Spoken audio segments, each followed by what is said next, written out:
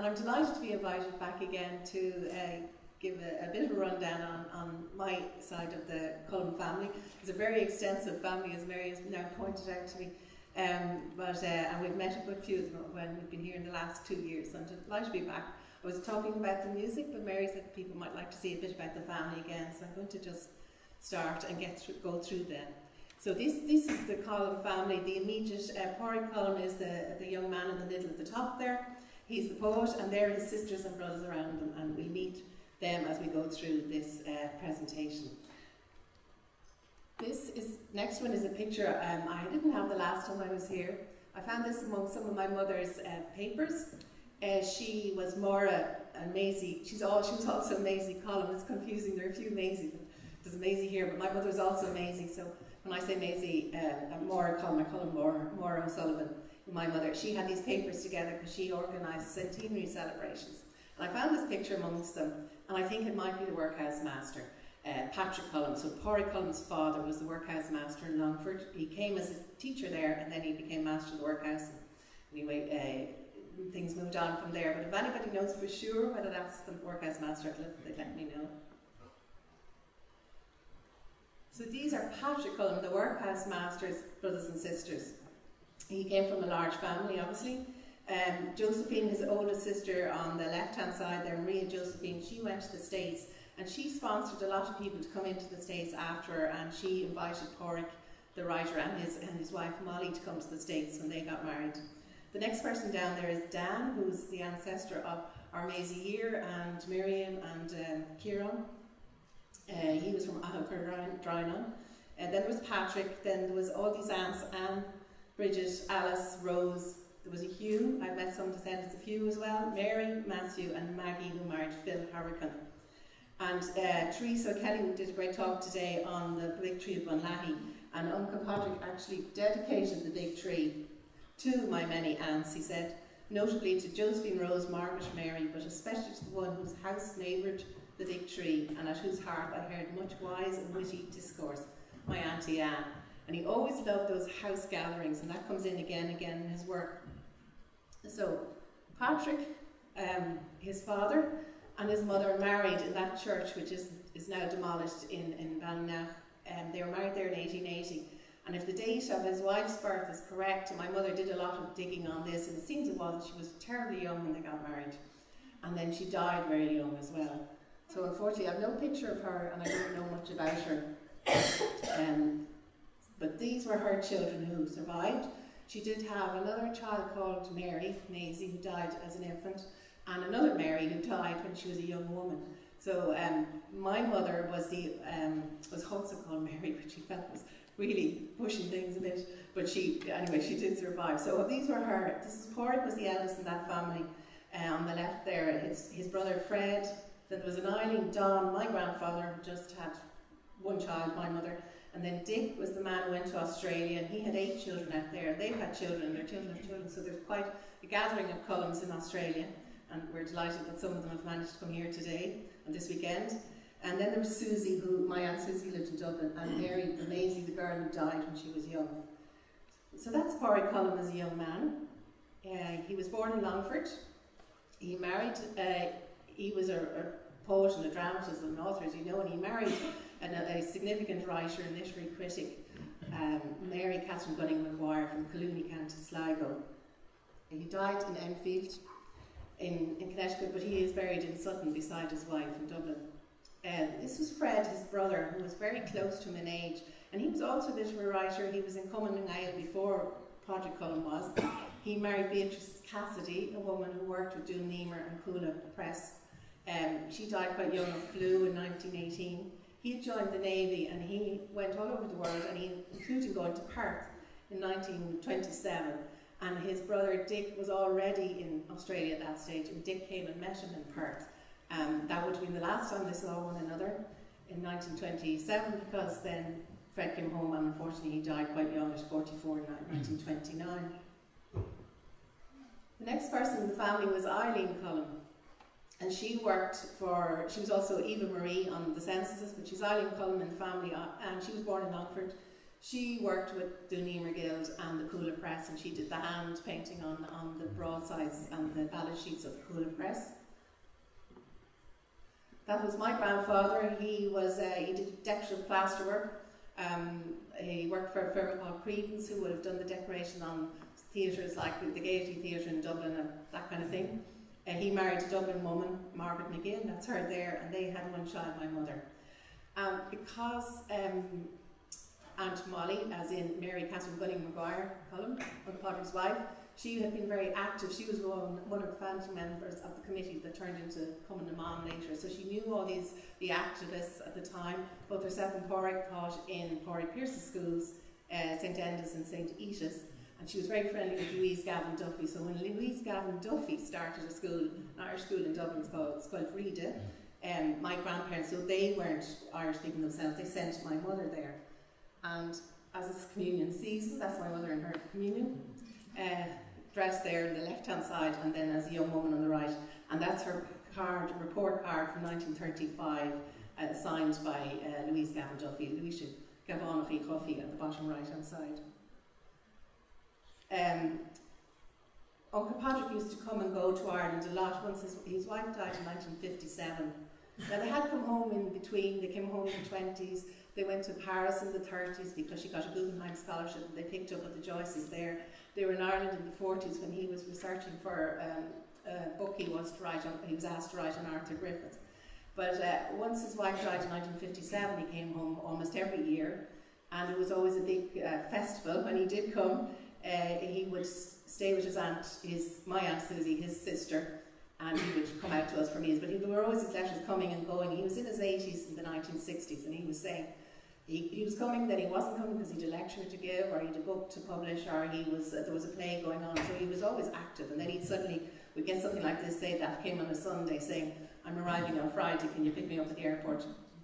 And in that letter he also says he's been a little bit ill and tired, but when he gets back to New York, I'll have to make ready to go to Australia. So that's actually 40 years after his brother had gone to see Dick in Australia.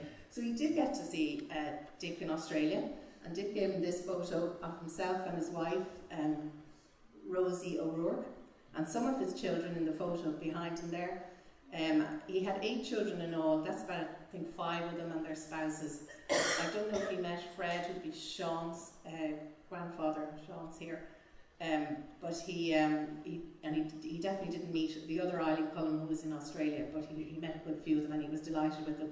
And he used to tease my grandfather then that he'd only had 1 child. And, Dick was the patriarch, he had 8. And then the youngest of the family was Susie Cullen, and again, she worked at Dunedin and the Coola Press as well. She didn't have any children. And she was very delicate her whole life.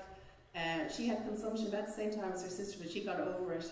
That was in about 1918, I think. She was sick, and there were letters about poor Susie and be careful of her and everything. And as you can see, she lived on to 1987 as a delicate person. So there they are. Pádraig was the eldest. Patrick Joseph was his name originally. Pádraig, Fred, Eileen, Don, Dick, Susie, and then Maisie. And when I knew them, they looked more like that. That's Uncle Pádraig and Susie and my grandfather. And Dick would have still been alive then at that stage, but Fred and Eileen were gone. So Pádraig, as I say, moved in all the literary circles, and this is a picture of Molly Cullen by A.E. It's up in the Nyland Gallery in Sligo, and they've kindly allowed me to show that picture. It's pretty nice. I think she was very, very impressive head of hair, and she was a strong character. And this sweetheart and comrade, he wrote, "I give you the waters, marches, and the forest bound, the valley filling cloud, the trees that set the rains beneath their roots out of this well." So that's what they would have looked at, maybe around that time. And they got married in 1912. Their Aunt Josephine, or Pádraig's Aunt Josephine, invited them to come to the States. They'd already taken out a lease on a house in Holt, and they wanted to stay there for the year and see could they make their way in Ireland. But they found that they couldn't.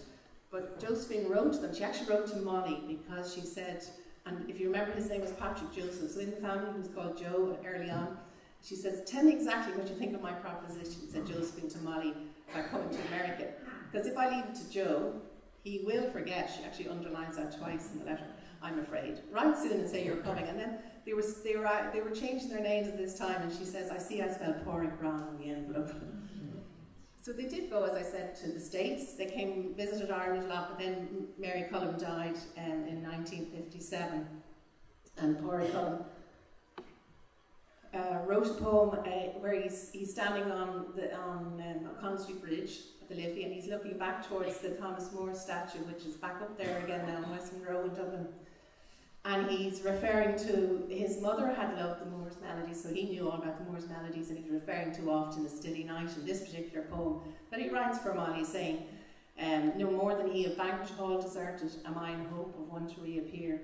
Expecting no one, regretting this, that you had come so often to where I crossed, and that so seldom I, moved from set purpose, made a festival of your approach.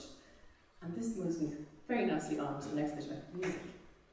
So, Pádraig Cullen, a lot of people know now from our last 2 years about the background, but he was born in the workhouse in Longford, where his father was the master.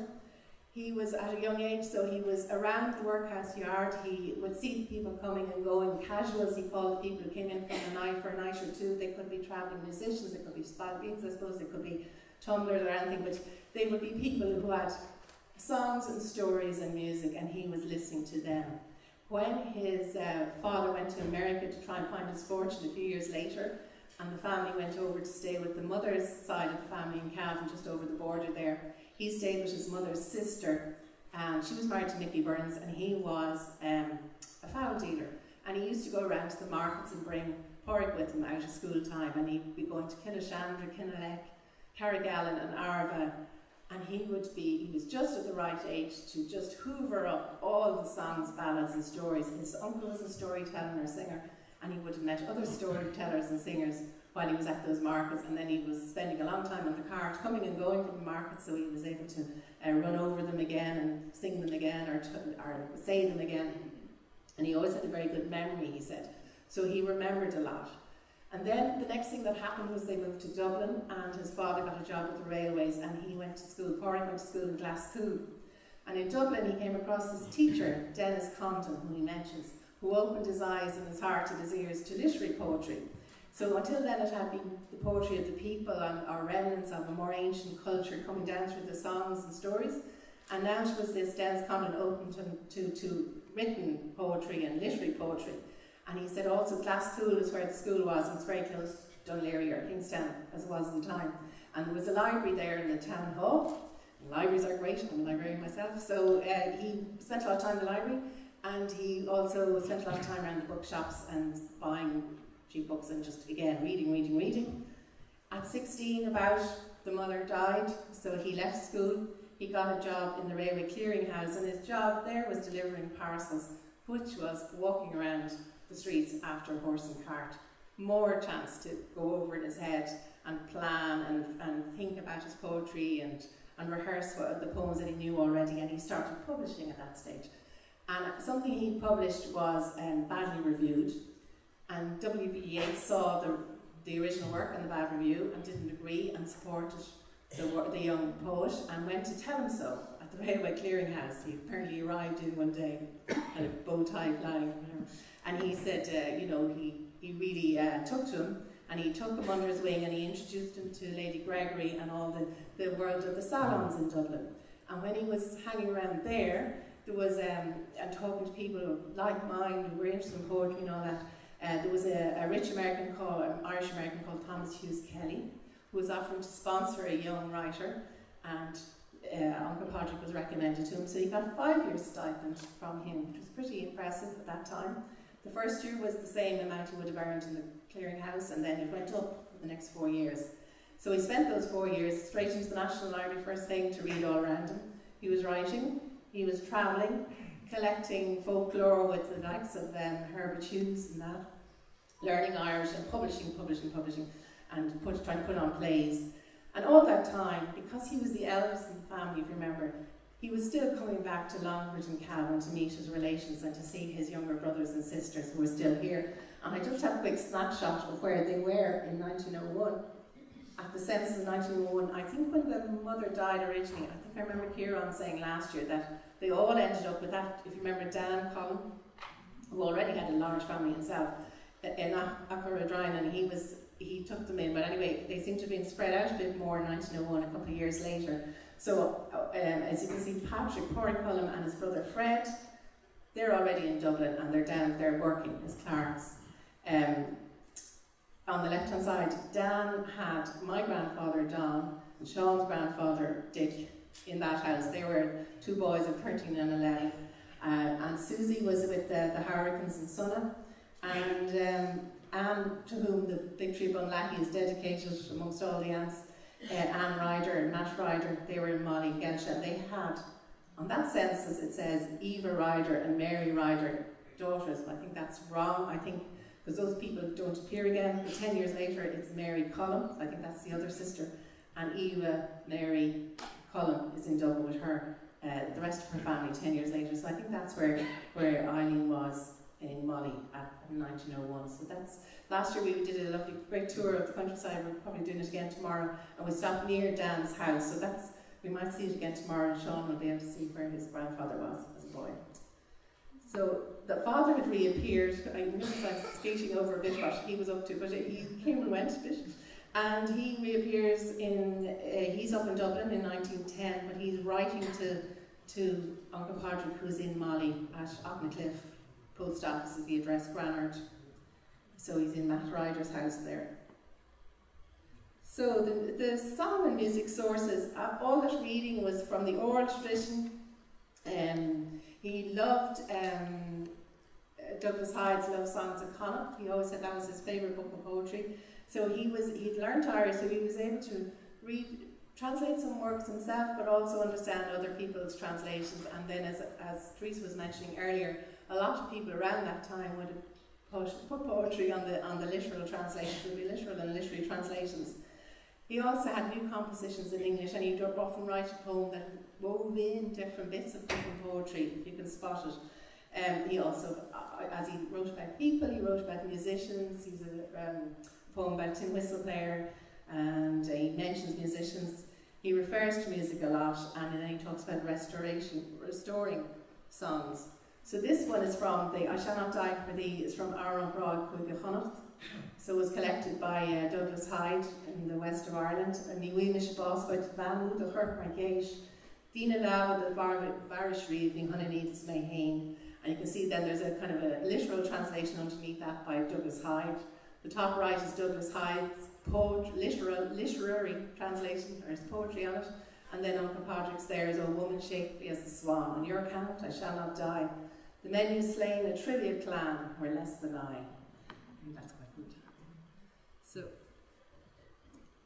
as I said, so there were these translations. Sometimes they're just woven in almost straight. That one there is sojourning and wandering is an autumn and spring, and the spring bit is, he says, a literary translation, and it's almost a literal translation of two verses of Raftery's County Mayo, Nishtachtanari, you can see it there, it's almost word for word. Nishtachtanari ben Lado Hanshin, Straight na Fela Brida, or Dohin Mayon, or Herme Mikiamini, you folk make vegan no good Shasmi Shisa on the video. And you have the tune in your head when you're singing it, because it was in his head when he was writing it. So this one, Polonius and the Ballad Singers, rewritten as the Singers later. Again, back to this idea of when he was collecting, Herbert Hughes was quite cross about Petrie, who had been collecting music maybe 50 years before him, that he hadn't collected the words in the last of the Irish poetry that was going with these songs, and then he felt the music was coming on through, and some people, there was English words being put to the music, and sometimes it wasn't great. So when they were collecting the music, they felt sometimes that they would rewrite the poem instead. But they had, Padraig had this idea from when he was back in Longford and Cavan. He loved that idea of people coming into a house, rambling to a house to tell stories and tell songs, and sit around and you know, entertain one another for the night, and that a lot of it might have had roots back in an older civilization in the Irish language and everything. But he was well able to bring this into a poetry.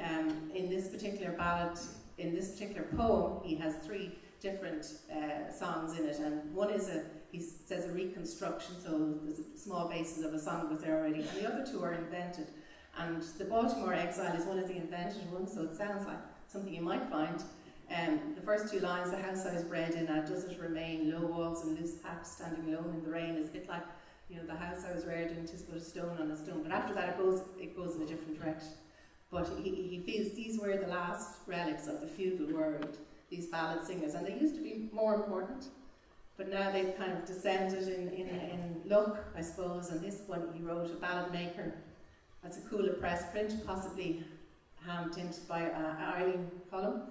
But the last few lines are good. As I was stooped and troubled sore, my face was pale, and the coat I wore was thin as my supper the night before, over the hills and far away. That has been recorded by somebody, but I haven't heard it. Rhoda Coghill, you might know her.